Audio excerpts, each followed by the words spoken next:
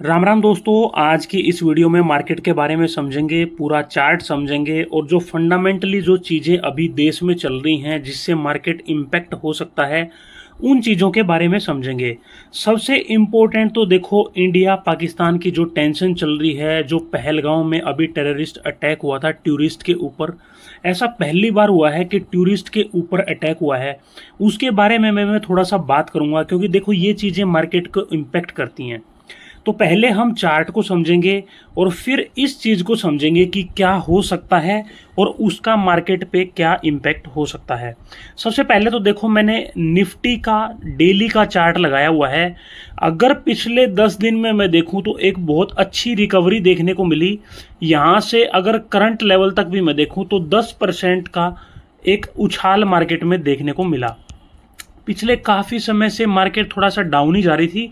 अगर आप चार्ट भी देखोगे तो आपको समझ में आएगा, नीचे आई फिर थोड़ा सा अप मूव आया, फिर नीचे आई, फिर थोड़ा सा अप मूव आया, फिर नीचे आई, फिर एक अप मूव आया, फिर नीचे आई और अब जो अप मूव आया था ये पिछली बार के हाई को तोड़ के ऊपर चला गया था। इसलिए ये वाला जो अप मूव है ये काफ़ी इंपॉर्टेंट हो जाता है क्योंकि देखिए जो लोअर लोज पैटर्न है वो मैंने पिछले भी एक दो वीडियो में बात की है, तो वो इस तरीके से बनते हैं। जो पिछला हाई होता है वो नहीं टूटता है, लेकिन पिछला हाई अगर टूट के ऊपर निकल जाए तो हम समझते हैं कि यहाँ से रिकवरी के आसार हो सकते हैं। जो ये छोटी रिकवरी है, जैसे ये है, ये है, ये है, ये रिकवरी तो होती हैं क्योंकि लोअर लोज पैटर्न भी तो ऐसे ही बनते हैं। लेकिन अभी मैं इसको अगर वीकली चार्ट पे कन्वर्ट करके मैं आपको बताऊं तो अभी आप देखो कि जो टॉप है, जो हाई मार्केट का बना था, वहां से मार्केट अभी भी लगभग 8-9% डाउन है। यानी निफ्टी में नीचे से जो उछाल देखने को मिला वो 10% का है और टॉप से मार्केट अभी भी 8-9% डाउन है। अभी मैं एक बार आपको लेके चलता हूं निफ्टी बैंक के चार्ट पे। ये देखिए, ये हम आ गए हैं निफ्टी बैंक के चार्ट पे और निफ्टी बैंक को अगर मैं दिखाऊं तो बॉटम से लेके जो रिकवरी हुई है वो लगभग, जहां तक अभी मार्केट है, 14.5% की हुई है। 14.5% नीचे से रिकवरी हुई है, जबकि निफ्टी में जो रिकवरी थी वो सिर्फ 10% की थी। यानी निफ्टी बैंक में रिकवरी ज़्यादा है। और टॉप से देखो, इसको एक बार देखो, पहले जो हाई बना था वो ये था और अभी मार्केट जो है, जो पहले वाला हाई था उससे भी 100-200 पॉइंट ऊपर है। यानी मैं बोलूं कि आज तक का जो हाई था उससे भी अभी निफ्टी बैंक ऊपर है, जबकि निफ्टी 50 हमने देखा कि वो 8 से 9% अभी भी डाउन है। इससे एक चीज क्लियर है कि जो निफ्टी 50 में भी जो मूव देखने को मिला वो मेनली था बैंक निफ्टी के कारण। यानी बैंक निफ्टी में जो इतनी तेजी देखने को मिली कि जो पहले का हाई था वो तोड़ के भी ऊपर चला गया है, तो वही कारण था कि जो निफ्टी 50 में भी तेजी देखने को मिली। क्योंकि जो बड़े बैंक हैं जैसे एचडीएफसी हो गया, आईसीआईसीआई हो गया, एसबीआई हो गया, कोटक हो गया, ये सारे निफ्टी 50 का भी पार्ट हैं। तो अगर इन सारे बैंकों में तेजी देखने को मिलेगी तो मतलब निफ्टी बैंक में तेजी है, बजाज फाइनेंस हो गया, तो इन्हीं की वजह से ही निफ्टी 50 में तेजी देखने को मिली। क्योंकि ये जो बड़े बड़े बैंक हैं या जो एनबीएफसी हैं ये पार्ट हैं निफ्टी 50 का भी। तो मेरा कहने का ये मतलब है कि जो निफ्टी 50 में रिकवरी देखने को मिली है वो मेनली बैंक निफ्टी की वजह से देखने को मिली है। बाकी अगर जो आप देखोगे, जैसे जो टॉप कंपनियां हैं, आप रिलायंस देख लो, एचयूएल देख लो, डाबर देख लो, नेस्ले देख लो, एशियन पेंट देख लो, जो निफ्टी 50 का पार्ट हैं, उनमें इतनी रिकवरी देखने को नहीं मिली। तो जो निफ्टी की रिकवरी है वो मेनली बैंक निफ्टी की वजह से है। और एक बार मैं वीकली चार्ट पे कन्वर्ट करके दिखाता हूं आपको। ये देखिए, ये पहले का हाई था और अभी मार्केट इससे थोड़ा सा ऊपर ही चल रही है। लेकिन जो अभी की वीकली कैंडल है उसको आप ध्यान से देखो। इसको बोलते हैं शूटिंग स्टार। शूटिंग स्टार क्या होता है? जैसे ये जो कैंडल बनी हुई है जो इस टाइप की आपको दिखती है, ठीक है, तो ये एक साइन होता है कि यहां से थोड़ा सा डाउन ट्रेंड देखने को मिल सकता है। क्योंकि देखो, एकदम से रिकवरी आई है 14-15% की, उसके बाद ये कैंडल बनी है, तो हो सकता है थोड़ा सा डाउन देखने को मिल जाए। और जैसे कि मैंने पहले बताया था और दिखाया भी था चार्ट में, चाहे आप निफ्टी बैंक के चार्ट में देख लो, मार्केट कभी भी ऊपर ऊपर नहीं जाती, नीचे ऊपर नीचे ऊपर नीचे ऊपर नीचे ऊपर, यही पैटर्न रहता है। तो अभी जो एक अप मूव आया है अच्छा खासा, तो हो सकता है अब थोड़ा सा नीचे आए फिर ऊपर जाए, ठीक है। अब फंडामेंटली थोड़ा सा समझते हैं कि चार्ट में तो हमने देख लिया शूटिंग स्टार बना है निफ्टी बैंक में, जो इंडिकेट करता है कि यहां से एक डाउन मूव आ सकता है। निफ्टी 50 में हमने देखा कि जो मेन रिकवरी हुई है वो हुई ही निफ्टी बैंक की वजह से है, और अगर निफ्टी बैंक यहां से नीचे जाता है तो निफ्टी 50 भी नीचे जाएगा। अब फंडामेंटली देखते हैं, फंडामेंटली का मतलब क्या है कि वैल्यूएशन तो देखो अभी ठीक ठाक है ना, ओवर वैल्यूड है ना अंडर वैल्यूड है। अंडर वैल्यूड थे, थोड़ी रिकवरी आई है तो वो वैल्यूएशन है वो ठीक ठाक हो गई है।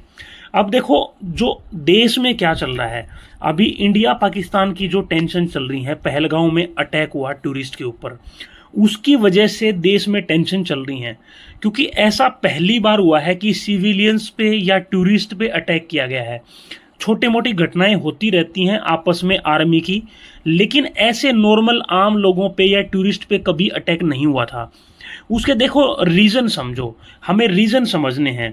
कुछ लोग क्या है बेकार में इमोशंस में आके उल्टी सीधी बातें करने लग जाते हैं। सबसे ज्यादा तो क्या है हिंदू मुस्लिम, बहुत सारे लोगों ने हिंदू मुस्लिम करना शुरू कर दिया है। देखो आपने इसको हिंदू मुस्लिम का एंगल नहीं देना है। कश्मीर में क्या है मुस्लिम मुस्लिम है, उनकी रोजी रोटी चलती है टूरिज्म से, और इस चीज से टूरिज्म इतना ठप हो जाएगा, 1-2 साल तो मान के चलो कि वहां पे टूरिज्म ना के बराबर ही रहेगा। तो जब वहां के लोगों की रोजी रोटी ही टूरिज्म है, तो वो लोग क्यों चाहेंगे अपनी रोजी रोटी पे लात मारना। देखो मैं एक्सेप्शन की बात नहीं कर रहा हूं, कुछ लोग हो सकता है इस इंसिडेंट में मिले हुए जरूर होंगे, क्योंकि 150-200 किलोमीटर तक आतंकवादी अंदर आ जाते हैं, बिना लोकल सपोर्ट के आना वो इम्पॉसिबल है। लेकिन वो एक आध लोगों की वजह से पूरी कम्युनिटी के टारगेट करना बहुत गलत बात है। और पाकिस्तान और आतंकवादी क्या चाहते हैं, वो चाहते हैं कि इंडिया में हम कम्युनल हेट बना के रखें, हिंदू मुस्लिम बना के रखें, ठीक है। हिंदू मुस्लिम का अगर मुद्दा छिड़ा रहेगा, देश में यही टॉपिक होगा, तो डेवलपमेंट की बात, रोजगार की बात, ये सब कौन करेगा, ये सब चीजें फिर पीछे छूट जाती हैं। तो पाकिस्तान तो यही चाहता है कि हिंदू मुस्लिम की जो टेंशन है इंडिया में, इसको बढ़ा के रखो, कश्मीर के मुद्दे को बढ़ा के रखो, ताकि एक डिस्टरबेंस इंडिया में बनी रहे। क्योंकि इंडिया और पाकिस्तान में देखो दिन रात का फर्क हो गया है, जीडीपी को देखो, डेवलपमेंट के देखो, पाकिस्तान इंडिया के आगे कुछ भी नहीं है। और कुछ लोग अब ये कहने लगे कि बस अब तो युद्ध हो ही जाना चाहिए। देखो युद्ध किसी भी चीज का सॉल्यूशन नहीं होता है। इंडिया और पाकिस्तान दोनों के पास न्यूक्लियर वेपन है, दो ऐसी कंट्रियां जिनके पास न्यूक्लियर वेपन हो, उनके बीच में युद्ध होना बहुत मुश्किल होता है। देखो पाकिस्तान क्या है, पाकिस्तान की हालत तो वैसे ही खस्ता है, वही है बात है, नंगा नहाएगा क्या निचोड़ेगा क्या, वो नंगे वाली बात है उसकी, तो उसके पास तो कुछ है नहीं। तो अगर मान लो उसके पास न्यूक्लियर वेपन है, दो लोग हैं दोनों के पास बंदूकें हैं, एक बिल्कुल भिखारी है, एक अच्छा खासा बंदा है। जो अच्छा खासा बंदा होगा वो नहीं चाहेगा कि हम आपस में गोलियां चला दें, वो चाहेगा कि लड़ाई झगड़े को अवॉइड किया जाए। दूसरे तरीके हैं जिनसे युद्ध लड़ा जा सकता है, इकोनॉमिक वॉर सबसे बड़ा है, इकोनॉमिक वॉर। पाकिस्तान वैसे ही भिखारी बना हुआ है, उसको अगर इकोनॉमिक्स पे हम युद्ध लड़ेंगे तो वो और ज्यादा मार मारेगा पाकिस्तान को। वर्ल्ड लेवल पे अगर देखोगे तो इंडिया की इमेज बहुत बेटर है, ठीक है। आज़ादी को 75 साल हुए हैं, 75 साल में इंडिया ने कंसिस्टेंटली इंप्रूव किया है, लेकिन पाकिस्तान नीचे ही जाता गया है, ठीक है। तो एक जो ओवरऑल इमेज है वो इंडिया की पाकिस्तान के मुकाबले कहीं ज़्यादा बेटर है बस। लेकिन जो दूसरे देश है ना, कई बार क्या होता है दूसरे देश वही कहते हैं ना आपस की लड़ाई में दूसरे तो स्वादु होते हैं। अब दूसरे देश ऐसे होते हैं कि इंडिया पाकिस्तान का युद्ध हो तो उनको तो अपना फायदा देखना है, लेकिन दोनों के पास न्यूक्लियर वेपन होने की वजह से जो इंटरनेशनल कम्युनिटी है वो कभी नहीं चाहेगी कि युद्ध हो, क्योंकि न्यूक्लियर वेपन तो फिर सब को ही तबाह कर देंगे, क्या इंडिया क्या पाकिस्तान क्या अमेरिका, सब कुछ उसमें तो सब लपेटे जाएंगे। ठीक है। तो इसलिए आप मान के चलो कि युद्ध के चांसेस तो ना के बराबर हैं। अब पाकिस्तान क्या कर रहा है, एलओसी पे छोटी मोटी गोलीबारी कर देता है, छोटी मोटी झड़प कर लेता है, ठीक है। वो चाहते हैं भड़काना कि तुम भड़को, और यहाँ पे कुछ लोग जो मूर्ख हैं वो हिंदू मुस्लिम के नाम पे भड़क रहे हैं, वो युद्ध के नाम पे भड़क रहे हैं। और ये वो लोग हैं जिनको युद्ध नहीं लड़ना है, वो घर बैठ के सोशल मीडिया पे आराम से बस ये सोशल मीडिया का युद्ध लड़ते हैं।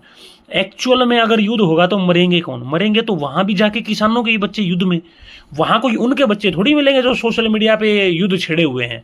उनके तो अपने यहाँ पे बिजनेस चल रहे हैं, उनके तो 7 पीढ़ियों में भी कोई आर्मी में भी नहीं मिलेगा आपको। तो इसलिए युद्ध होने में भी नुकसान किसका है, वहां की जो आम जनता है पाकिस्तान की, क्या वो युद्ध चाहती है?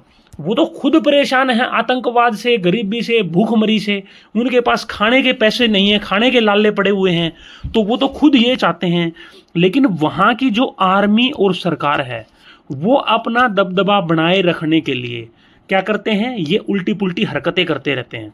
देखो जब बात ऐसे आ जाती है ना, जैसे अभी मान लो युद्ध की बात आई हुई है, चाहे कोई बीजेपी को सपोर्ट करता है, चाहे कांग्रेस को करता है, चाहे आम आदमी को करता है, चाहे किसी चौथी पार्टी को करता है, इस मुद्दे पे आने के बाद पूरा देश एकजुट हो जाता है। तो हर देश के साथ यही कहानी होती है, जब बात ऐसे आ जाती है किसी दूसरे देश के साथ युद्ध, तो पूरा देश एकजुट हो जाता है और बाकी चीज़ों को हम भूल जाते हैं। जैसे अभी पिछले 4-5 दिन से देखो, क्या हमें गरीबी याद है, क्या हमें एम्प्लॉयमेंट याद है, क्या हमें महंगाई याद है? ये सब चीज़ें हम भूल गए हैं। बस एक चीज़ है कि पाकिस्तान को जवाब देना है। ये सब हरकतें पाकिस्तान ने कर कैसे दी? तो ऐसे ही वहाँ पे है, वहाँ की सरकार, वहाँ की आर्मी लोगों के, अपने जो देश के लोग हैं यानी पाकिस्तान के लोग हैं, उनका असली मुद्दों से ध्यान भटका के इन उल्टी पुल्टी चीज़ों की तरफ ध्यान रखना चाहते हैं ताकि उनकी पावर बनी रहे। और इंडिया में वो कम्युनल हेट फैला के रखना चाहते हैं, कश्मीर में टेंशन बना के रखना चाहते हैं ताकि वहाँ का डेवलपमेंट ना हो और कश्मीर में टेंशन की स्थिति बनी रहे ताकि उनका फ़ायदा होता रहे, ठीक है। लेकिन हमें क्या करना है, हिंदू मुस्लिम से बचना है, क्योंकि पाकिस्तान और आतंकवादी यही चाहते हैं, युद्ध से बचना है। हालांकि वो तो, उसमें तो हमारा कोई लेना देना है नहीं, वो तो सरकार का काम है, लेकिन फिर भी हमें ये सोशल मीडिया पे उल्टी चीज़ें भड़का के नहीं रखनी है। तो इसलिए हमें इन चीज़ों से बचना है। और ये जो इंडिया पाकिस्तान वाली टेंशन है, इसी की वजह से मार्केट भी थोड़ा सा अनस्टेबल हो गया है, ठीक है। तो अब यहाँ से क्या सिचुएशन रहती है, नीचे आता है, ऊपर जाता है, कितना नीचे आता है, ये सब चीज़ें विद टाइम ही पता लगेंगी। क्योंकि जो ये टेंशन है ये कितनी बढ़ती है या यहीं की यहीं सोल्व हो जाती है, उम्मीद है कि ये ज़्यादा नहीं बढ़ेगी, क्योंकि मैंने जैसे बताया न्यूक्लियर वेपन दोनों के पास हैं और इंडिया पाकिस्तान का किसी भी लेवल पे कोई कंपैरिजन नहीं है। तो इसलिए मुझे नहीं लगता कि ये ज़्यादा कुछ बात है। लेकिन एकदम से इतनी रिकवरी आई थी, अब थोड़ा सा नीचे आगे हो सकता है, फिर हमें एक अच्छी रिकवरी देखने को मिल जाए। तो ये था हाल फिलहाल का मार्केट का सिनेरियो, और जो थोड़ा सा अभी जो चल रहा है उसके बारे में भी मैंने बताया है। उम्मीद है आपको वीडियो अच्छी लगी होगी। दोस्तों मिलते हैं नेक्स्ट वीडियो में। Thank you.